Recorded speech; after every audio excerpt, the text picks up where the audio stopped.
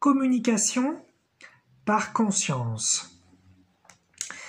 La communication par conscience, c'est une idée que j'ai eue il y a longtemps, qui n'est pas du tout applicable aujourd'hui à ma connaissance, et qui serait donc une technologie spirituelle. Alors j'ai fait une vidéo sur les technologies spirituelles, et à la fin de la vidéo, je donnais l'exemple d'une à laquelle j'avais pensé il y a pas mal de temps, c'était l'idée du Google non physique. Il s'agissait de quoi? Il s'agissait de pouvoir accéder à toute l'information que l'on souhaite dans le non physique par rapport à nos vies, par rapport à tout ce qui nous arrive. Donc, je fais juste une petite précision. Ça ressemble peut-être un petit peu au transhumanisme où on a Internet dans le cerveau, mais bien que je peux trouver l'idée du transhumanisme intéressant sur quelques points, il ne s'agit pas de ça du tout. Puisque là, le transhumanisme, c'est simplement l'idée d'accéder à l'information physique, mais ce directement par notre corps. Alors que là, moi, je parle bien d'accéder à une information non physique. Ça veut dire une information qui n'est pas répertoriée matériellement sur la Terre, okay, qui est donc située dans l'au-delà. Voilà. Donc c'est pas pareil. Donc voilà, c'était l'exemple que j'avais donné sur une technologie spirituelle qui me semblait essentielle pour apporter vraiment un changement terrestre, hein, puisqu'on a toujours une sorte de petit peu de religion de la science, où c'est la seule façon de changer le monde et d'améliorer les choses, mais on pourrait tout à fait complémenter par la spiritualité en apportant des technologies donc spirituelles. Et donc je vais en partager une autre, donc ce sont des idées évidemment, hein, ça peut être très très abstrait, mais c'est pas grave, parce que c'est pas comme si je faisais des promesses sur leur application, ou sur un quelconque futur où elles seront disponibles. Donc je peux en parler librement, il n'y a pas de souci. Donc la communication par conscience, c'est une idée qui m'est venue il y a pas mal de temps, parce qu'en fait, je me suis rendu compte que sur Terre, pour communiquer, pour enseigner, pour partager, pour aider, on utilise en général le verbe. Même si on dit qu'on a 93% de communication non verbale, là, je bouge un peu mes mains, voilà, il y a mon visage, il y a mes épaules, il se passe des trucs dans la vidéo, mais principalement, l'information que vous allez essayer de retenir, c'est celle qui vient de mes mots. Donc, ça veut dire que j'essaie de transmettre finalement de l'information, j'essaie de communiquer de l'information avec des mots et avec ce que représentent ces mots. Et je pense que c'est super utile sur plein de points. Si par exemple vous voulez apprendre une recette de cuisine, utiliser des mots, c'est très pratique. Voilà. Si vous voulez par exemple apprendre peut-être une technique un petit peu sportive, utiliser des mots, ça peut être très pratique. Mais dans tous les cas, on a besoin de deux choses. Que ce soit par exemple dans mon exemple de recette de cuisine ou dans mon exemple d'approche sportive, vous allez avoir besoin effectivement d'un peu de théorie, d'un peu de mots, mais ensuite il va falloir une démonstration. Une démonstration, et donc à ce moment-là, vous faites vous faites votre petite cuisine devant la personne qui apprend, ou alors vous faites une petite démonstration de sport devant celle qui va apprendre le sport. Et en spiritualité, justement, je trouve qu'on a un énorme souci, c'est qu'on n'arrête pas de nous dire que l'essence, notre corps, nous sommes dans une illusion et que l'essence, la perception qui vient par nos sens participe à cette illusion, et que donc finalement ce qu'on voit, ce qu'on entend, ce qu'on sent, ce qu'on goûte et ce qu'on touche, eh bien ça c'est une énorme illusion. Mais le souci, c'est que finalement cet enseignement spirituel, il est fait par l'essence en général. C'est des gens qui parlent, un peu comme moi, bon, là je reconnais qu'on est dans l'abstraction, c'est des gens qui parlent, qui disent des choses super intéressantes, mais qui finalement ne font jamais de démonstration. Et je me suis toujours dit, mais c'est un manque énorme en fait dans les enseignements spirituels, il n'y a pas de démonstration. Et je vais préciser sur le mot démonstration. Il y a deux démonstrations possibles. Il y a la démonstration où il y a des gros relous, là je suis dans le jugement rigolo, hein. Il y a des gros relous de sceptiques partout, et ils sont là, ouais vas-y, démontre-nous, et puis on verra après si c'est vrai. Ça, faire des démonstrations pour ces gens-là, c'est pas très très encourageant. Mais pourquoi pas? Faut pas être fermé non plus. Mais il y a la démonstration ensuite de l'enseignant. C'est-à-dire quand vous faites, donc vous enseignez la gastronomie, vous enseignez le sport, ou vous enseignez les maths, il est tout à fait normal et attendu de faire une démonstration. Cela permet de mettre l'autre en confiance, de lui montrer que c'est possible. Et en fait, la démonstration, c'est une partie intégrante de tous les enseignements. Or, en spiritualité, je me trompe, hein, il n'y a pas de démonstration. La seule chose qu'on peut faire, c'est dire des mots, on explique éventuellement des phénomènes, on vous dit, pour méditer par exemple, vous faites telle technique, vous vous mettez dans telle situation, mais il y a jamais de démonstration au sens ce qu'on peut faire nous-mêmes. Alors si vous voyez quelqu'un méditer devant vous, qu'est-ce que vous allez voir? Vous allez voir quelqu'un qui ferme les yeux, qui s'est assis dans une certaine position, qui peut-être respire d'une certaine façon, mais c'est tout. Vous savez rien d'autre, vous savez pas ce qu'il ressent, vous savez pas ce qu'il perçoit à l'intérieur de lui, vous savez rien en fait. Donc, alors que dans l'exemple de la gastronomie, par exemple, de la cuisine, la personne elle est en train de faire sa cuisine, vous voyez ce qu'elle fait, vous voyez comment elle choisit les différents ingrédients, comment elle les mélange, vous voyez comment elle s'y prend, comment elle touche tout ça. Pour le sport, c'est pareil, vous pouvez voir la personne qui, si c'est de l'escalade par exemple, vous pouvez voir comment la personne elle touche les prises, comment elle positionne ses mains, comment elle positionne ses pieds, comment elle prend son temps, comment elle utilise son tonus musculaire. Et puis dans l'exemple des maths, vous voyez la personne faire la démonstration par exemple au tableau, et puis vous la voyez peut-être réfléchir, comment à l'oral elle dit ah oui alors voilà où j'en suis, voilà ce que ça veut dire, voilà la déduction qu'on peut faire. Et donc vous voyez le processus en fait. Et quand vous voyez le processus, ensuite c'est à vous d'essayer. Vous allez donc pas être génial dès le début, vous allez débuter, mais vous êtes sur une base qui est un peu solide et puis vous êtes avec un enseignant qui vous montre. Et en spiritualité on n'a pas ça du tout. Et donc moi je me demande toujours pourquoi les spiritualistes ne sont pas capables, en tout cas une partie d'entre eux, parce que moi j'en suis pas capable, donc une partie d'entre eux, de communiquer par conscience. Et qu'est-ce que je veux dire par là?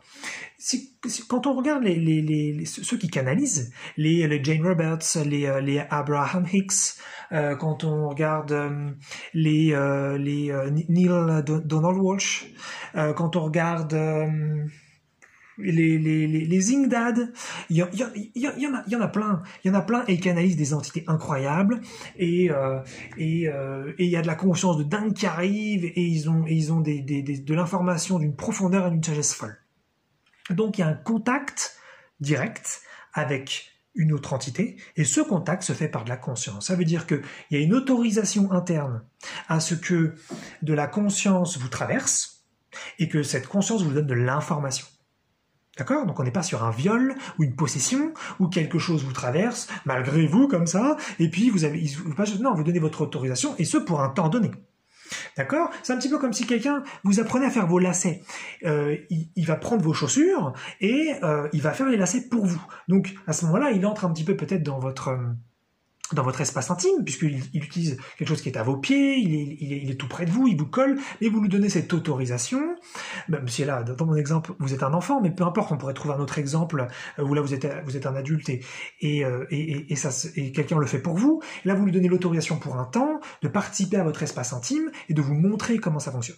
Et ce serait ça pour moi la communication par conscience. Ce serait par exemple, je sais pas, si on veut apprendre la joie sans objet, par exemple, et on ne sait pas comment se connecter à soi-même, et on ne sait pas comment se connecter à l'unité. Eh bien, une énergie donnée, une énergie dans laquelle on a confiance, qui a peut-être fait ses preuves avant, au sens gentil, et puis qui viendrait à travers nous, et qui nous montrerait à travers nous comment accéder à la joie sans objet, et quel est le processus de A à Z pour y arriver, comme une recette. Et ensuite on pourrait le faire par nous-mêmes, pas forcément du premier coup, comme un enseignement. Il faudrait peut-être que ça se fasse un certain nombre de fois pour qu'on devienne bon. Mais pour moi, c'est évident. Si on veut un vrai enseignement spirituel, il nous faut une transcendance, il nous faut une communication directe par une entité qui, elle, sait le faire, une entité bienveillante à qui on donne l'autorisation d'entrer dans notre conscience et de nous donner l'info. C'est un petit peu parfois quand vous rêvez, vous avez de l'info qui arrive. Quand parfois vous prenez une substance spirituelle ou que vous buvez de l'alcool ou autre chose de légal qui vous fait un petit effet, vous avez de l'information qui vient à vous. Donc il y a à ce moment-là communication par conscience. Sauf qu'en général, cette communication, elle n'est pas très claire, elle est un peu floue et ça va un peu dans tous les sens. C'est comme si vous avez votre prof d'escalade qui faisait un peu n'importe quoi et qui montait les prises qui allaient d'un côté et puis l'autre qui redescendait et puis on savait pas trop, on n'avait pas trop compris ce qu'il voulait nous dire. Et donc une communication à ce moment-là par conscience, ce serait donc un partage de conscience, comme un partage de données sur ordinateur, un partage de conscience qui se ferait donc avec une autorisation donnée, pour un temps donné, et qui nous donnerait des informations précises sur un sujet. Donc j'ai donné par exemple l'idée de la joie sans objet.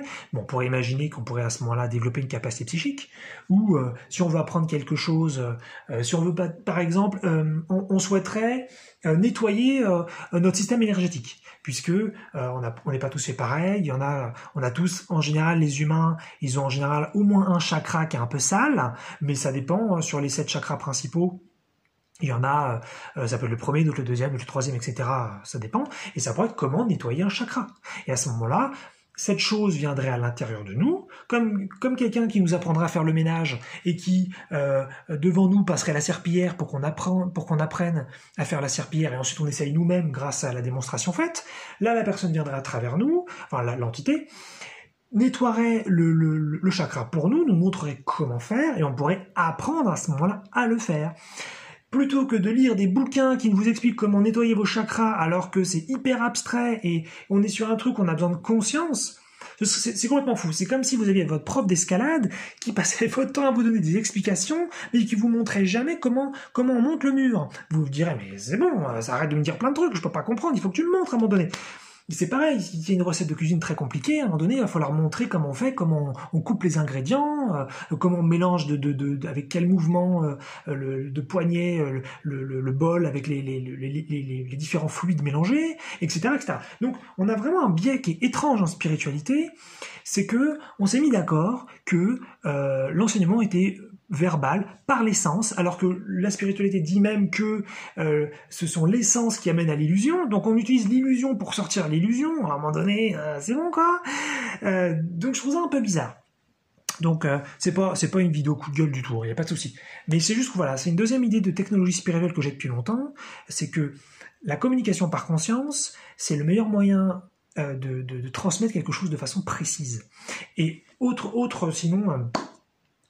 application de ce que je dis. Admettons que vous parlez avec quelqu'un et que il comprend pas, il y a quelque chose que vous essayez de lui expliquer, mais il comprend pas. Peut-être que vous lui parlez d'une expérience que vous avez eue, il n'a pas eu cette expérience, et même si vous essayez vraiment de lui expliquer ce que vous avez ressenti et ce qui s'est passé, c'est dur, il a du mal à vraiment s'imaginer le truc. Là, la communication par conscience permettrait de transmettre, donc avec autorisation préalable, permettrait de transmettre à ce moment-là les images, peut-être, ou les sons, ou les sensations, ou les odeurs, les émotions de ce que vous avez vécu à l'autre, et l'autre pourrait se faire une vraie idée directement.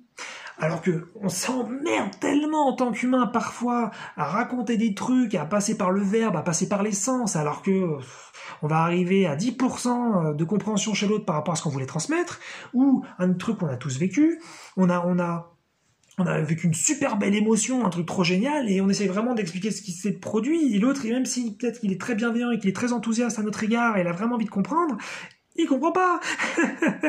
Donc voilà. Donc ça, c'est une idée de technologie spirituelle que j'ai depuis longtemps. Communication par conscience. Donc, puisqu'il y a énormément d'entités qui canalisent aujourd'hui, d'humains qui canalisent des entités, et qui sont capables d'avoir une information dingue, et il y en a même qui sont capables parfois de canaliser des langues qu'ils n'avaient pas apprises, c'est-à-dire, je sais pas, j'ai jamais parlé allemand de ma vie, et tout d'un coup, il y a une entité qui me traverse, à qui j'ai donné l'autorisation, et tout d'un coup je me mets à parler super bien allemand, ça peut être ça aussi, ça pourrait être effectivement une transmission à ce moment-là de ressources, de compétences. Donc c'est intéressant, je pense, de penser à ça. Ça permet d'avoir une ouverture d'esprit sur un nouveau monde, une nouvelle terre, une nouvelle civilisation, pas forcément fanatique et complètement ouf et complètement perché, mais en complémentarité avec ce qu'on a déjà, hein, pas à la place. Et ça que j'apprécie un petit peu aussi dans mon discours, c'est que il y a quand même, je pense qu'on peut le reconnaître, il y a quand même une certaine lucidité dans ce que je dis, il y a quand même une certaine réflexion, c'est assez posé, je pense qu'on pourrait éventuellement me débattre avec ce que je dis. Il y a pas, c'est pas une idée complètement dingue, c'est basé aussi sur des expériences qui existent déjà, et pour autant des technologies qui ne sont pas arrivées. Et puis après, de l'autre côté, on a aussi une société encore mondiale qui est très très branchée science et qui veut pas tellement entendre parler d'autre chose.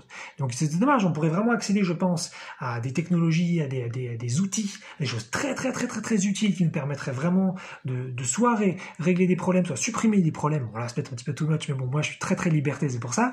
En tout cas, améliorer notre quotidien à tous, voilà, minimum. Et voilà, et oui à la science, oui aux technologies classiques, bien sûr. Et pourquoi se priver à ce moment-là de technologie spirituelle? Pourquoi se priver de unité avec le divin que nous avons donc en interne, et de choses qui pourraient donc nous apporter énormément. Voilà.